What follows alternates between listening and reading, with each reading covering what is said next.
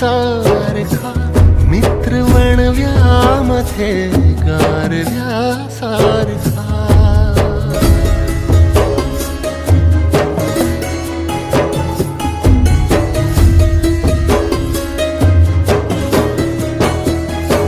जाळताना मला देह ठेवासा,